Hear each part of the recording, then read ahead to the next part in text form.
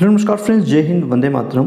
अगर आप UP BEd entrance examination 2023 की प्रिपरेशन कर रहे हैं तो ये चैनल आपके लिए यूजफुल तो है, लेकिन यहाँ पर हम लोग बात कर रहे हैं कि रीजनिंग सिलेबस की बात कर रहे हैं।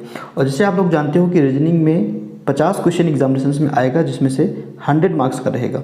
और ये आपके लिए एक्स फैक्टर साबित हो सकता है अगर आपने रीजनिंग को अच्छे से कंप्लीट कर लिया हमारे तरीके से, ठीक है। तो 50 क्वेश्चन आपको करना है करेक्ट, ठीक है।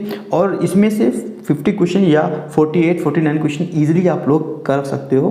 अगर मैं कंपेयर करूँ जीएस से, तो जीके में 50 में से बड़ी मुश्किल से 40 क्वेश्चन करेक्ट हो पाएगा अगर जीएस अच्छे से पढ़ते हो, ठीक है। लेकिन ऐसा रीजनिंग में नहीं है। रीजनिंग मैथ में आपके कंप्लीट मार्क्स मिल जाता है, ठीक है। तो इसीलिए रीजनिंग में आप 100 में से 100 मार्क्स भी ला सकते हो। सेकेंड है, ये आपको टारगेट रखना है 50 आउट ऑफ 50। और सिलेबस की अगर बात करें तो क्या क्या सिलेबस में आपको पढ़ना है वो मैं एक्सप्लेन कर देता हूँ आपको, ठीक है। फिर हम लोग क्लासेस स्टार्ट करेंगे। तो सबसे इम्पोर्टेंट है आपका कि वर्णमाला अल्फ़ाबेट्स से क्वेश्चन बनता है।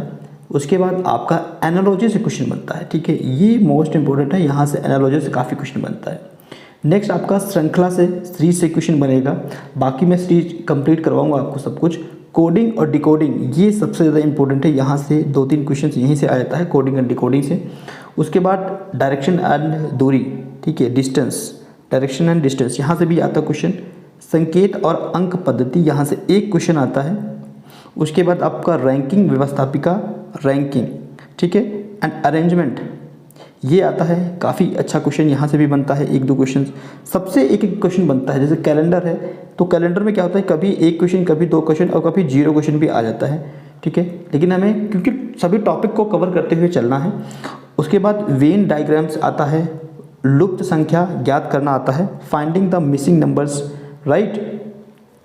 उसी तरीके से कम 2 क्वेश्चन आपके पासा से और घन से भी, क्यूब एंड डाइस से भी क्वेश्चन आता है।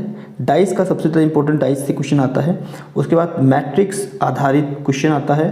उसके बाद मैथमेटिक्स में जैसे कि आपका यहाँ पे एज रिलेटेड जो क्वेश्चन होता है वो मैथ में काउंट हो जाता है, वो रीजनिंग में भी पूछ लेता है, ठीक है।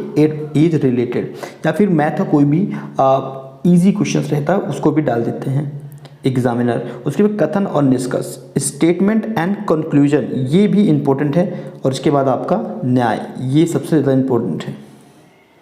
तो इतने टॉपिक्स हैं जो कि इम्पोर्टेंट है। 16 टॉपिक्स ये हैं, ठीक है। 16 टॉपिक के बाद अभी और भी हैं, इतने ही टॉपिक्स अभी और हैं। जैसे कि अब यहाँ से ये कभी कभी क्वेश्चन पूछता है कोण की माप या फिर दर्पण का प्रतिबिंब, जल का प्रतिबिंब, ठीक है। उसके बाद आपका आता है ये वाला क्वेश्चन, अधूरे पैटर्न को पूरा करना।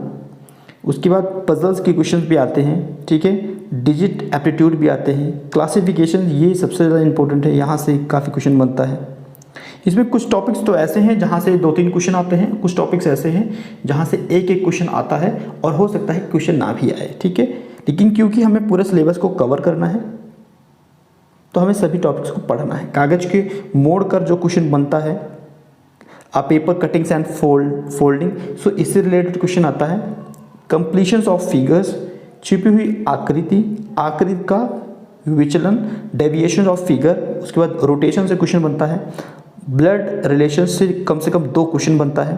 पेपर उठा के देखिए तो आपको समझ में और अभी आएगा।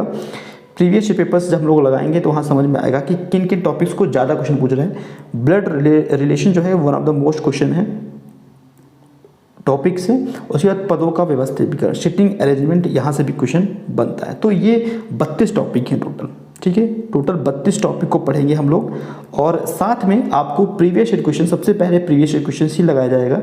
अब प्रीवियस ईयर क्वेश्चन लगाएंगे तो हमें स्टैंडर्ड पता लगेगा कि रीजनिंग का क्या स्टैंडर्ड है। और सभी एग्जामिनेशन में रीजनिंग का स्टैंडर्ड अलग अलग रहता है। जैसे कि आप एसएससी के एग्जामिनेशन में उठाओगे तो वहाँ का रीजनिंग अलग रहेगा और बीएड की रीजनिंग जो रहेगा उसका स्टैंडर्ड अलग रहेगा, ठीक है।